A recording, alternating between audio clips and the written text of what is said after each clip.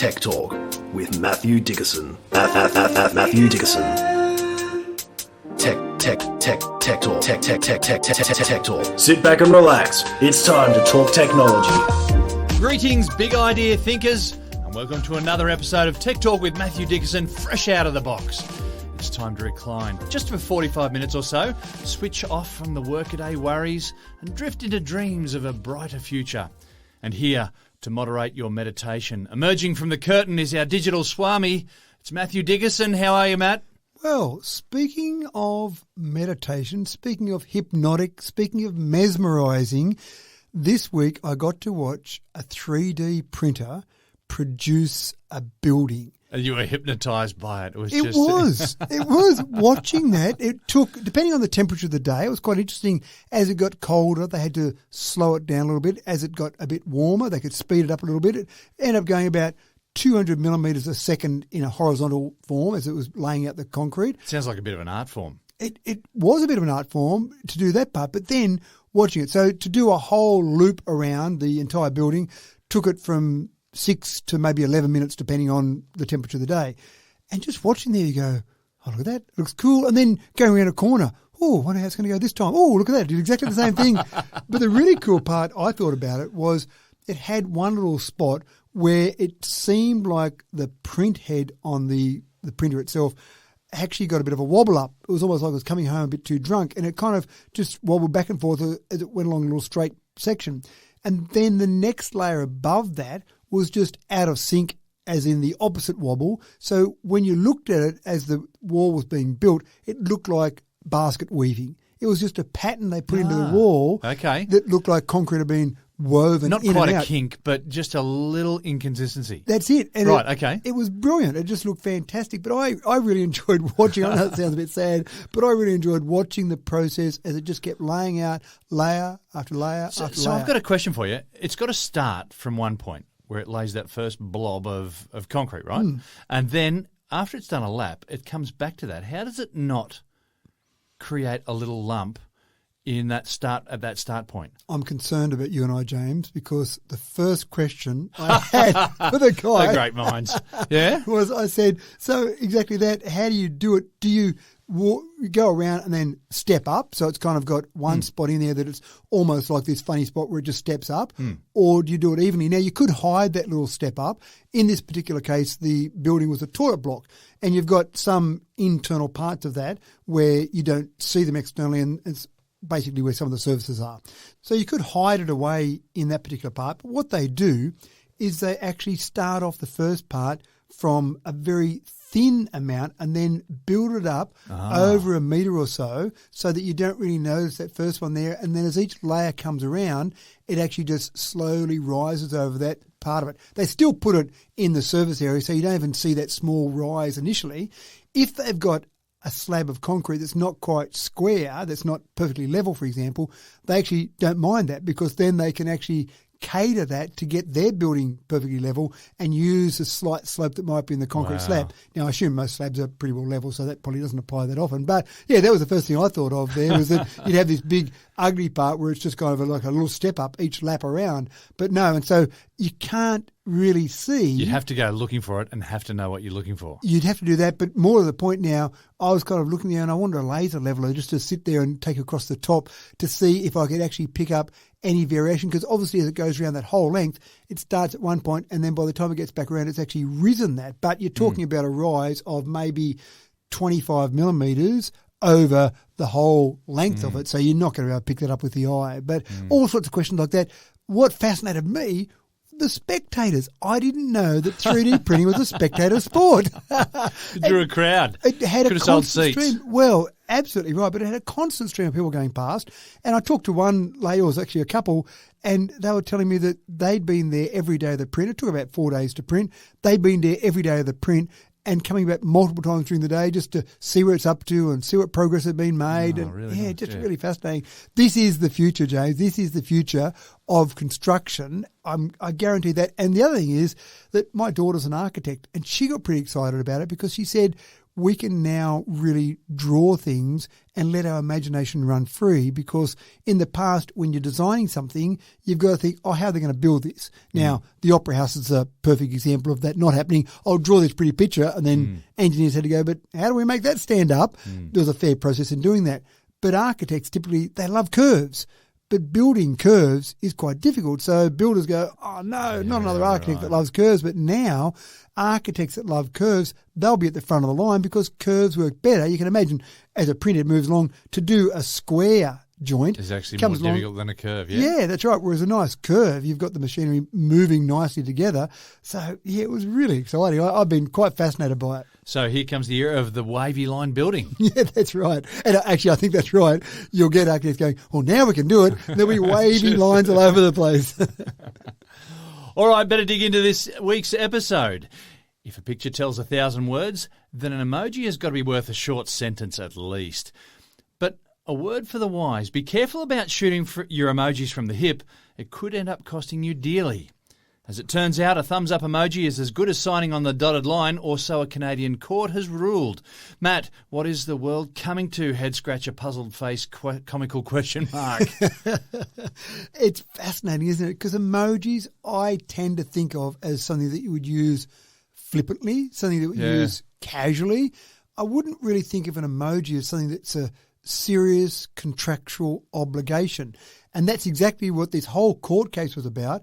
But it's not the only court case. This is one that's got a final result. But there have been about 45 similar cases across the US, and this Canadian court was obviously using some of those as an example. Now, given the fact that the data shows that 92% of the world's population uses emojis, then maybe some people will start to go, oh, I better think about these emoji or this emoji use a little bit more. Now, the exact example here was in relation to a farming contract. There was a contract that came across for the delivery of a certain product from a farmer, and the farmer sent back a thumbs up emoji. Now, two people disagreed on what that meant. One side of them said, well, that was just, okay, I've got that, thanks very much. I'll have a think about it. That's reading a lot into a thumbs up emoji, but yep, okay, I've received it. All good. And if I want to go further, I'll come back to you and sign the contract and complete the deal. The other side thought, well, that means I'm ready to go. Full steam ahead. Thumbs up. Absolutely right. Everything's okay. And that ended up going to court. And the Canadian court actually ruled that the thumbs up emoji was as good as signing that contract. I'm not convinced of that, but I'm not the Canadian court. Precedent has been set. Exactly right. Now, what was the cost of this thumbs up emoji? Well, the contract was worth 61,442 Canadian dollars. So that's what the judge ruled had to be paid for the unfulfilled contract. So it just seems incredible to me. But again, look, I suppose part of the error here is that if you use a thumbs up emoji, if you use an emoji in a very much a business context, someone sending you a contract, then you probably need to be a little bit more formal in your correspondence. And I guarantee from now on, that 92% might go down quite dramatically in thumbs up or emojis across the world. I wonder what gifts are going to do now. Well, so if you send a gift through, so that could wind you up in all sorts of strife. If you had a gif of someone doing a click the heels down the hallway, for example, would that mean that I love this contract? This is so great, this contract, I'm clicking my heels. Oh, it does open up a whole range. But what it does show is the way we're communicating is changing dramatically. Now, I hate it when my kids sent me a text message with spelling errors or just words like great, GR number 8. No, use the word properly. Frustrates the hell out of me. But maybe I'm a dinosaur and maybe I can now write in formal communication GR8 because it's used in text messages, so that's okay, isn't it? In the next contract you send out? Yeah, that's right. I'm going to find every abbreviation I can find for every word. Dotted with emojis all through it. That's right. Yeah. And then make sense of that if you dare.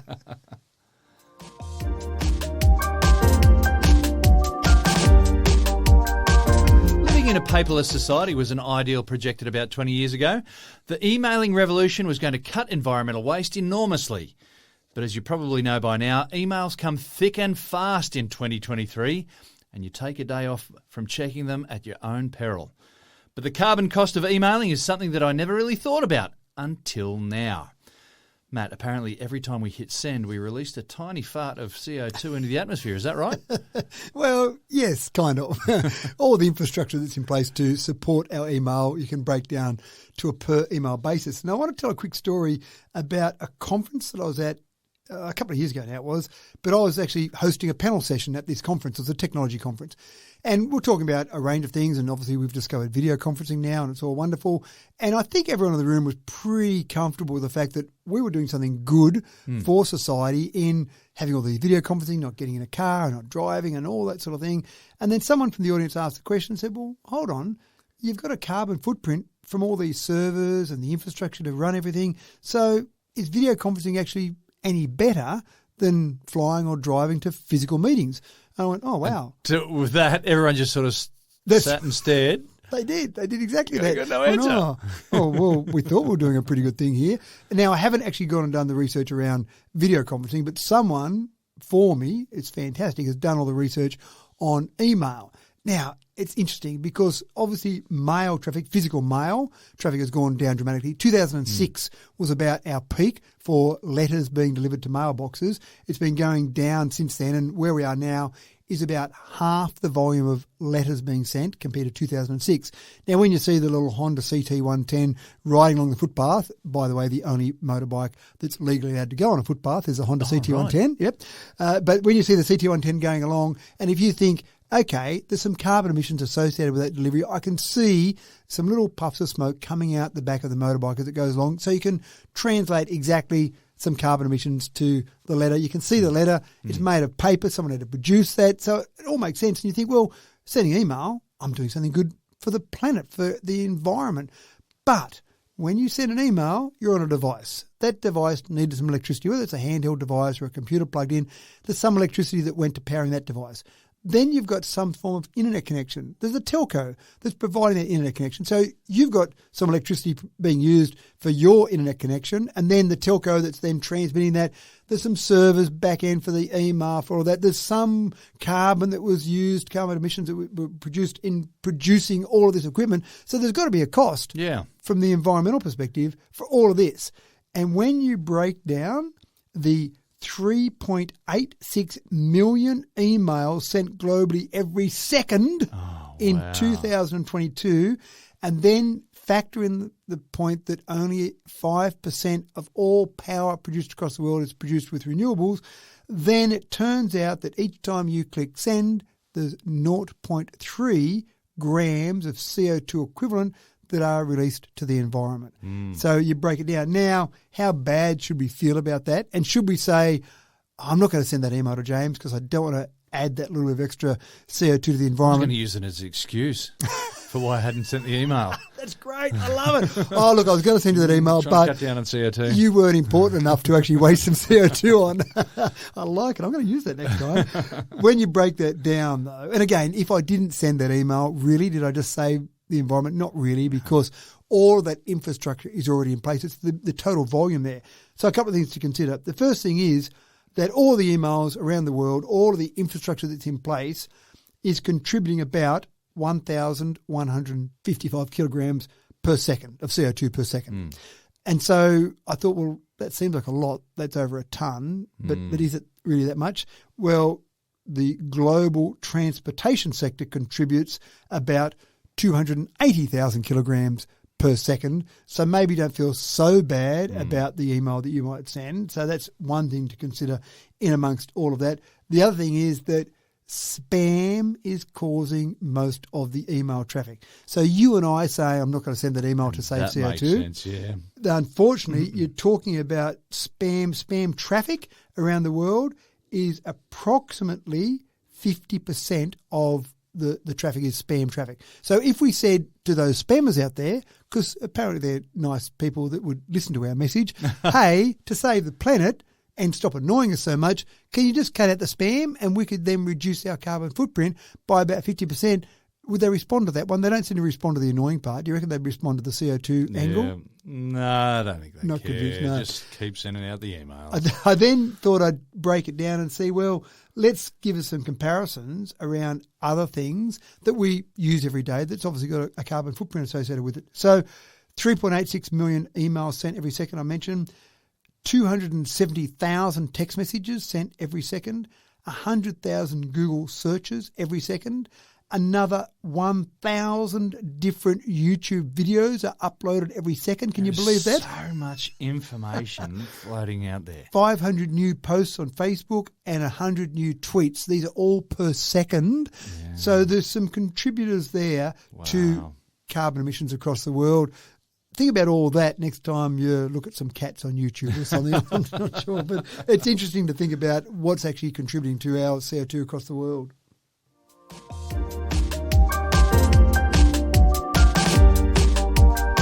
For about 40 years, solar cell technology has been developing steadily, but we've come to accept the theoretical limit of efficiency for solar cells, given our understanding of the technology, is about 30%. But not for the first time in physics, a real change has come about by totally reframing our thinking to a whole problem.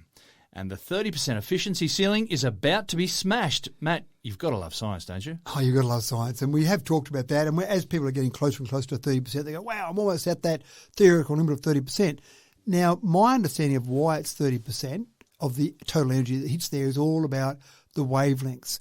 The wavelengths that they can convert to electricity are within a certain band. And then when you break that down, you're saying, hey, of all the power, about 30% you could get there in a perfect world. I thought it was also something to do with the semiconductors they were using with PN junctions and whatnot, and the use of silicon.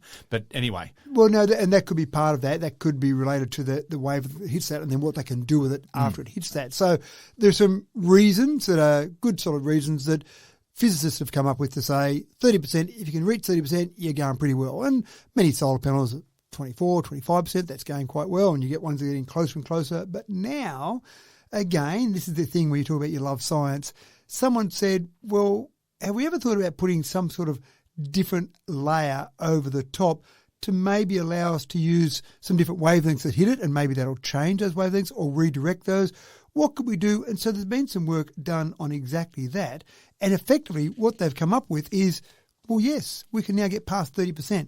We can get up to, and there's two separate research projects that have been going that have coincidentally have hit the same sort of mark or the same sort of angle.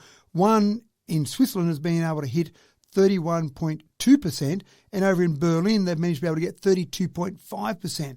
Now, that doesn't sound like a lot initially, but it's actually quite significant. Well, to get past the theoretical maximum, any percent, 0.1% past the theoretical maximum, to me sounds impressive. But you're right, it doesn't sound like, well, you're getting a couple of percent over, big deal. But that's now. Yes, that's right. In the early stages. So what happens next? That's right. So what they've done is they've used, and help me if I've got this wrong, Perovskite.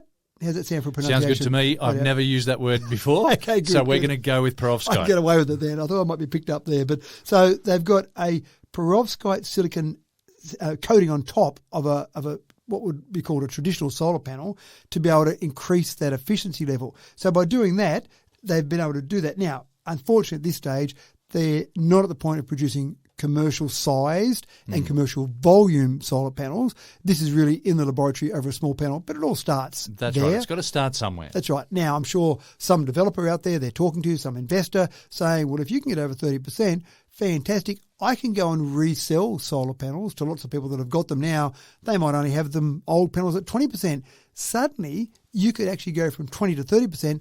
That's a 50% increase in the amount of power you could produce out of the same surface area. That sounds like a pretty big win for the environment, and that sounds like a pretty big win when you start to talk about large-scale solar panels, solar installations out there. Yeah. So it is exciting. I know it sounds like very small amounts we're talking about, but when you start to look at all of the solar panels across the world, gee, I think that sounds like a huge change, a huge impact we could have from a very small change.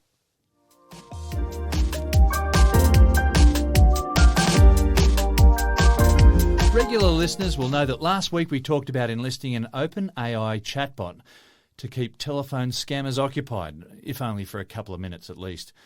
Well, there's an Aussie version available, and now you can waste some of their time without wasting yours, and I presume with an Aussie accent. Is that right, Matt?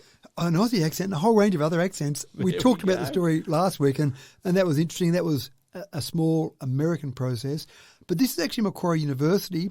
They've received $600,000 in funding from the Office of National Intelligence, And I've actually spoken to some of the researchers involved in this particular one because I was fascinated about it, and I was also keen to see if users could actually use it. It turns out not designed for individual users, more designed for telcos, but what they did was they went a whole lot further than the example we gave last week. They first of all started off with looking at some YouTube videos of scam baiting. So sometimes you see a radio announcer, for example, receives a call from a scammer, records the whole conversation, and the radio announcer tries to string along the particular person. For entertainment purposes. For entertainment, that's right. And also to waste their time, what the heck. They found 110 hours worth of scam baiting videos that they used to do as a starting point for training. What sort of things could they say to keep them on the line longer? What sort of things ended the call a bit quicker? Learn from that. So that was point one. Then they came up with 102 different AI personalities. They had different genders, different ages, different nationalities or different accents. And then they're using those as an experiment to see the personalities that keep someone on the line for longer. Does a male or a female keep them on the line longer, for example? Does someone who's older or younger? Does someone who's got a different accent? Put real work into this. Oh, absolutely. So they actually work with all of that to try and work out that, and they're still working on that at the moment. And then what they want to do is they want to take this information to the telcos. TPG has been the first one who's been very interested, but hopefully all the telcos might adopt something like this. It doesn't have to be this exact one.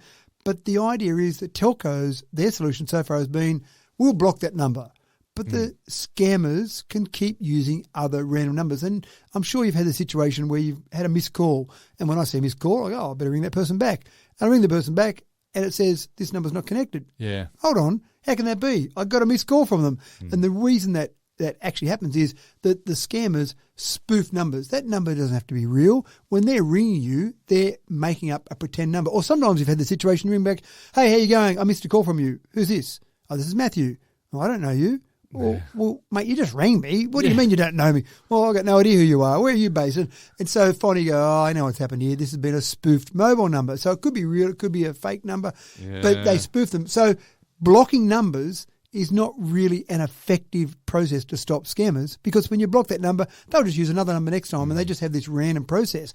But keeping them on the line, now we talked last week about how long they might keep them on the line. The record for this particular one has been 48 minutes. Oh, wow. So there's some scammer thinking, man, I'm in for a payday in here. Your face, scammer. That's right. I've really got this person right where I want them. I'm going to make sure I really squeeze some money to this person. That's 48 fantastic. minutes later, they finally hang up on them. Again, the great part about this is not wasting your time or my time. No. It's not potentially getting money out of someone that's vulnerable. It's just wasting the scammer's time. And if it finally gets to the stage where the scammers aren't making money, they will hopefully throw their hands up in the air and say, this is all hopeless, I'm giving it all up. And when you're fishing such a broadcast net, such a wide net, that 48 minutes is a fairly important time where you feel like you're making headway and then all of a sudden it comes to nothing. And we mentioned last week that they use automated dialers. So they might dial 100 people per second to try and get through to someone live. And when they feel like they've got a live one, that's when humans come into the equation. So well, the success is in the volume that they're able to cover, isn't it? A numbers game. Yeah, that's right. So let's waste their time by 48 minutes. Let's see if we can break that record, That's folks. right, exactly. So the AI bot's called APATE, A-P-A-T-E. I don't know why. I should have asked the researchers when I was talking to them about it. Should have asked them why. But developed by Macquarie Uni, sounds like a great thing. And again, hopefully, at the back end, some of the telcos will take up this and use that in their technology.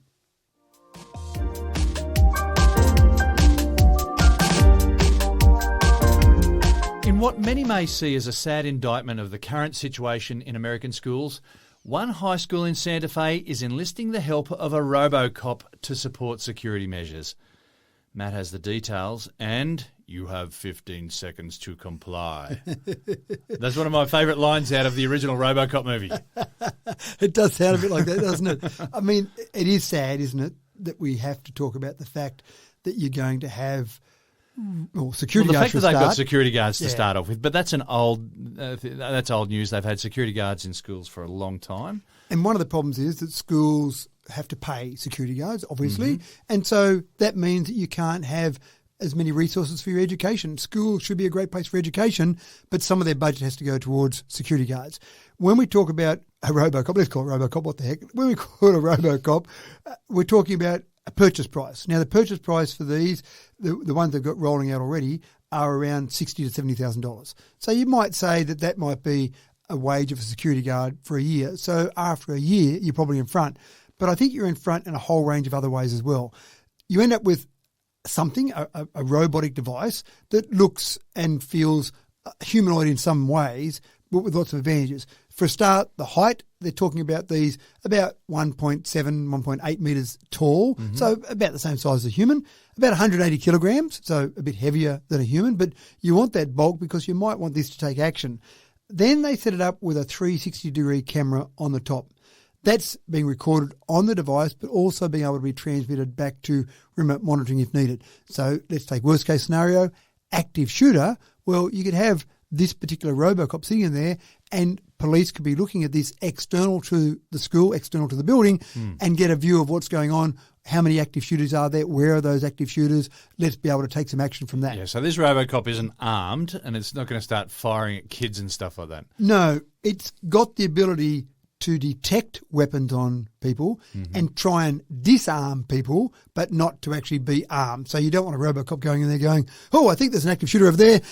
Let's start going for it. And then, This is a bad movie, everyone. But yeah, sounds like a bad keep going, movie. yeah. But yeah, so you can scan people as they come in. So as kids come into school, they're looking for something on their body. They're not doing an X-ray scan per se, but they're looking for certain bulges. A gun might be tucked down in a back pocket, for example, or a knife. So it can detect that and then again alert authorities. It's really designed to alert. It's really designed to say there's something wrong here, there's something different. One of the ones I really liked is that using AI detects and learns the school's usual activity. Okay, 11 a.m, a school bell goes. I know I'm going to have some kids in these corridors at that time. 11:05, they're in class again. First thing it does, it says, why is there a student out when I'm not expecting a student out?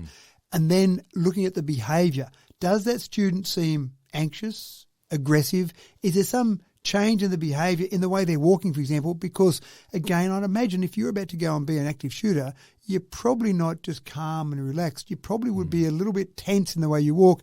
This particular robot can pick up on that. Wow. So a whole range of things to try and reduce the possibility that something happens in the beginning. And if something does happen, try and get people on the site, try and get people with information, try and do something, stand in harm's way, if you like. So it's really something that is sad, but I love the idea that technology is being used to try and take over and try and help out schools in this scenario. Well, I wonder what the feeling from the Parents Association is about this. You know, obviously it's been a move that's been sanctioned by them, but yeah, how many parents are on board? How many parents are against? It seems like, once again, Americans have found an excellent answer for a problem that has an even better solution. Yeah, that's right. You mean take guns away? Is that what you're talking about? I don't want to get too political here.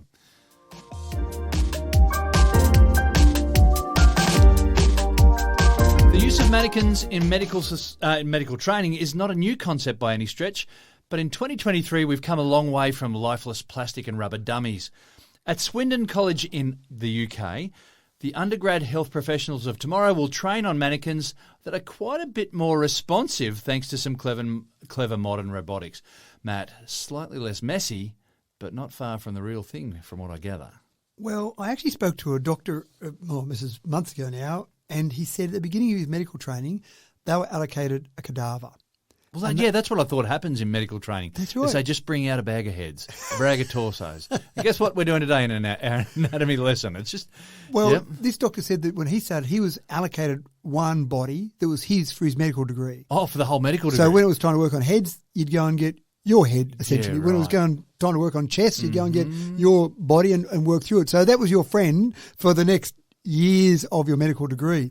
But it's expensive and, not... And how do you access those bodies? Well, that's the kind of besides part the of it. black market.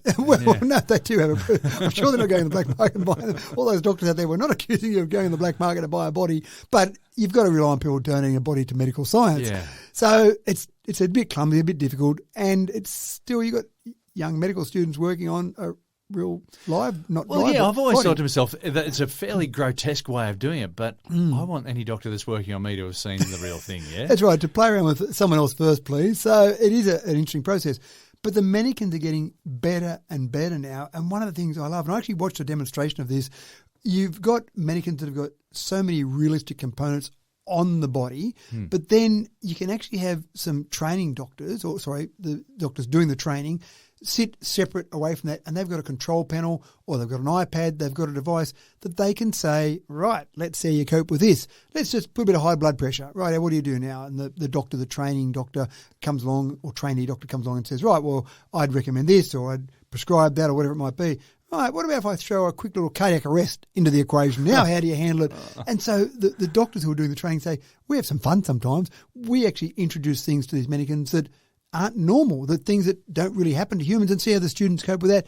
Put them under extreme stress. Put them under situations that they haven't trained for. They haven't read in Well, these textbooks. mannequins I read, they scream and cry and stuff. Exactly right. And they actually even give birth. And again, imagine that process where you're going, right, now you want to be a doctor and we're just going to take you to a birthing room. And do you mind, madam, that we just have a trainee doctor, what's job at that stage? The mother says, I don't care what's going on, just get this baby out of me. But again, it's a fairly grotesque process. And some people are a bit uncomfortable with having trainee doctors in when there's some initial discussion, or they might be embarrassed about a problem, whatever it might be. But on a mannequin, they can have so many of these processes take place before they get there, and they're getting better and better and better. And that's the thing, I suppose. One of the versions I saw a while ago was pretty good, but the doctors did tell me that they wish it could do this, this and this, so other things there. Again, when you start to add some screams in, when you start to get to the point where this is as good as a real live person, because how do you concentrate on just the data when you've got someone screaming at you saying, get this baby out of me, or I'm in pain, or whatever it might be? Yeah. That's got to be a bit distracting. Maintain your focus. Yeah, so they're quite clever. They do look realistic, but it's more about that control over all the things they can introduce to the mannequin to simulate what's happening. So it is simulation. It includes doing injections and inserting catheters and whatnot.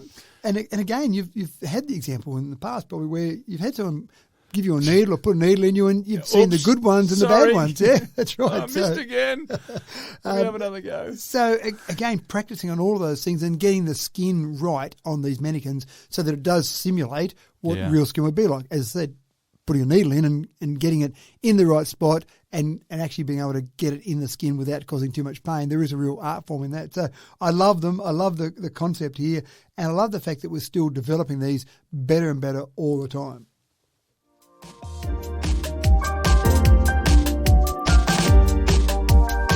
A revolutionary element of special effects in the movies came with the invention of the green screen. From the safety and convenience of a studio, actors can be placed in any situation that a director can dream up, given a little editing magic later on. Well, movie fans, it's time for an upgrade, and the good people at Netflix are improving the process further with Magenta screen technology. Matt, this is going to speed up the process and improve the quality, am I right? It will, both of those. And of course, Magenta is not a name you throw around very often, except about toner cartridges. You often say, where's the magenta? That's what I thought of immediately. Yeah, that's right.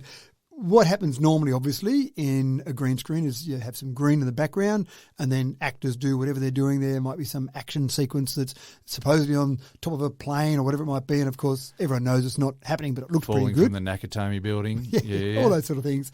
And the problem, of course, is that if you've got any green on you, suddenly that part becomes transparent because it's set up when you're doing your editing to remove any of that green from there. So actors have got to be very careful. Don't wear a green wristband. Don't have any green in your actual clothing or anything like that, because it looks a bit strange when you've got a hole through the middle of the person. Old movies tend to be able to pick the green screen special effects as the movie ages. I don't know what's that's about. Is that involved at all? Oh, I don't know, but I agree with you. Do you know what I'm talking about? You see people in a car. That's always the classic scene. They're in the car driving along, and you go, That's right. Yeah, that's not a car. That background's not right there. Maybe it's because the background was so bad compared to modern backgrounds. Maybe it's more about that. But what Netflix has come up with is using Magenta. Now, the reason they use this is that what they do is they actually have green LEDs in the background, and then on the actor and actors themselves, they project magenta, which obviously is made up of magenta will be made up It's of red and blue, I think. red and blue. So you've got red and blue on the actor, you've got green in the background. Then by using some fancy camera trickery, let's call it that, then they can say, well, even if someone had some green on them, the fact that we've got red and blue being projected on them to produce magenta, we can remove that, still keep the green there, and then contrast that against the green in the background. Right. It's all about colours that we see are made up of RGB, red, green and blue. Yeah. And so effectively, they can do that. And again, it seems quite incredible to me that just by projecting a different colour on the actor, so the actor sitting there, they would look magenta over the top. They can remove the red and blue out of there. The green in the background they can make transparent. Bang, they've got better green screen technology. Well, I wonder if that also helps with some of the fine details. Like hair is a big one, hair and feathers and things like that. So sometimes you can sort of see a tiny line around the outside. Yeah, you can, can't you? Just that little fuzz around the outside you sometimes see. Yeah. So, yes, that's exactly what it's designed for, to give you a crisper edge and to make it so that if someone has a bit of green on them, it's okay, and to make it more realistic. I'm fascinated by one part of this, and that's the fact that Netflix came up with this. Not MGM, not Warner Brothers, but Netflix. And it gives you an idea, doesn't it, just how big Netflix is getting. And how hard Netflix are working. Yeah, to get the whole movie game exclusive to Netflix. I mean, it used to be that people would watch Netflix for some old shows, old TV shows, old movies, but now all of these different streaming services, new content, original content seems to be the secret there. So the fact that they're presenting this or they're producing this, I think is actually quite fascinating. That's probably a bigger part of the story than the actual technology behind it.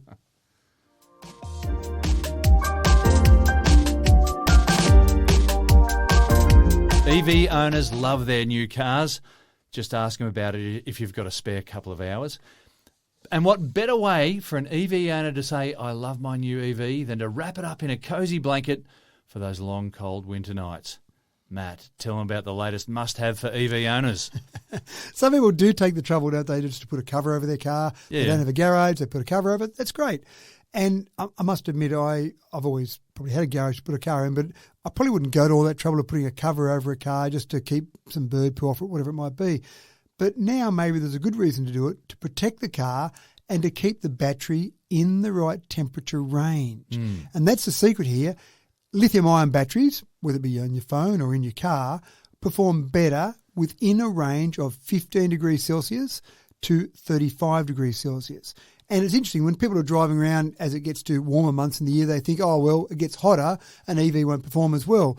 Well, it will, as long as you don't get over 35 degrees Celsius. So it's actually better than in colder climates. And that's where they see the real drop-off in EV performance, when you get down to those freezing temperatures. Now, if you can have a way of keeping the battery within that range, that will perform better. But do you want to use energy from the battery to keep the temperature range of the battery in the range? Do you get enough advantage out of using extra energy to keep the temperature range right, as opposed to what you lose in performance? And in some cases, yes, you might. In some cases, no. But if you had a blanket that you put over it that actually used or was passive and was an insulator, then that sounds like it makes sense. Now, you can't leave it on while you're driving, obviously. You put the blanket on while you got the car overnight or in the heat of the day. And so what they found with this particular blanket is it could reduce the vehicle temperature by 8 degrees Celsius on a hot day, and it could increase the temperature of the battery by 7 degrees Celsius on a cold night. That sounds like not a bad solution. So, for example, if your temperature overnight got down to, say, 8 degrees Celsius, then this blanket would keep it at 15 degrees Celsius. Therefore, you're in that ideal range, and the same on the other side of the spectrum. So, again, people are coming up with different solutions. I never thought of putting a blanket on an EV to keep the battery within the right temperature range, but when you think about it, you go, well, it makes sense. It protects the car and keeps the battery right. Sounds like a pretty good solution.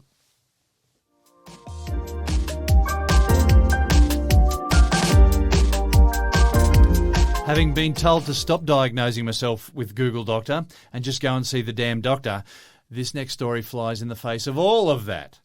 Google has been developing a medical AI chatbot designed to respond to medical queries. It's being tested by some notable medical clinics in the US. And Matt, is this going to replace our trip to the GP? Who told you to stop using Dr. Google? What sort of advice was that? You're right. People do use Dr. Google, and they do have every random bit of information on the internet come back to them as a solution. I've got a lump on my leg here. What should I do about it? Turns out you got tuberculosis. That's obviously, it always goes to the extreme, doesn't it? But it's not a good idea to use Dr. Google for serious medical issues that you want to get properly diagnosed. It might be, my arm's sore after a run, what should I do? You might get some initial information, but sure, go and see some professionals. But Google's also been working on a chatbot that, get ready for it, doesn't take every bit of random information off the internet. It actually looks at clinical data, looks at peer-reviewed data, looks at real data to see if it can get a better diagnosis. Now, the Mayo Clinic has been doing some research on this, and they've been doing it side by side with proper doctors, with real doctors. So when someone comes in, here are my issues, here's my problem, what do you think it might be? The doctor's looking at that as a normal scenario, but also they're feeding this information into this chatbot. It's called MedPalm2 is the chatbot, the medical AI chatbot. And then they're analysing the information that comes out of the chatbot compared to the information that comes out of the real doctor, and they're finding that they're very similar. Oh, right. Now, they're not saying that we should get rid of all the doctors now and we've got a chatbot to replace them all. What they're really focused on here is, can we get a chatbot that's good enough if we went to somewhere that didn't have easy access to doctors? So, for example, a third world country, or, for example, some regional locations that they just don't have enough doctors to service the population. Could this be a way of getting an initial step down the line? It seems like your problem is just because your arm's a bit sore, rest it for a couple of days, everything will be okay. Or, oh no, you need some further testing, let's go and get that testing done straight away. If they continue to work chatbot side by side with the doctor, get to the stage where they're confident that the chatbot's getting it right 99% of the time compared to a doctor, and let's face it, doctors aren't perfect either, they could get some part wrong, then let's start rolling this out into some of those places that don't have good access. If you'll start seeing the screens like at McDonald's now when you go to place your order, instead of going up to the counter, you've got a screen that you place your order on. Whether or not you go to the doctor's surgery now, and outside the front door, you don't even have to walk in and potentially contaminate everyone with your coughing and your sneezing and whatnot. Have a private room maybe where you can go to the doctor's surgery, sit down with a chatbot, and just have that initial discussion, and then maybe you could be more efficient. So again, I think of places that don't have enough doctors, do that initial step through process, and then you're okay, go home, or quickly go into room 2. That's when there's a real doctor to see you and continue on this process. You might be right. That might be the future of this type of chatbot. Do we then get at the stage where you roll it out so that you can just sit at home and do it? That's what worries me a bit, because sometimes in that scenario, people don't take the next step they need to take. At least if you've made the first step to go to a doctor's surgery, you might then take the next step there. It's interesting. I don't know the final answer to that, but it's certainly fascinating. But it's opened up, a different path to the future. Yeah, indeed. And with the packaging peanuts strewn all over the floor, that's all that remains of this unboxed episode of Tech Talk with Matthew Dickerson. Nice work, Matt. Smashed out another cracker today. I want to put my thumbs up across the table here and say... With a smiley face? Yeah, I want to do that to you, but I'm not sure if that will then be another legally binding contract and I'll owe you some money in the future or something. So I'll just say, thanks, James. Good work. Okay, fair enough. I won't hold you to any emoji contract then. I'm off to track down one of those EV blankets, and I'll see if I can find a matching pillow set while I'm at it. Something to match the decor of the garage, perhaps. Something with a leafy, dusty, oil-stained motif to tie it all together. Thanks for tuning in once again, folks. It's a pleasure bringing you Tech Talk with Matthew Dickerson week after week. I'm your host, James Eddy, and I hope to catch you again in another week's time. Don't forget to hit the like or subscribe through your provider, leave a comment, or maybe even drag a friend along for our next episode. Catch you in a week's time.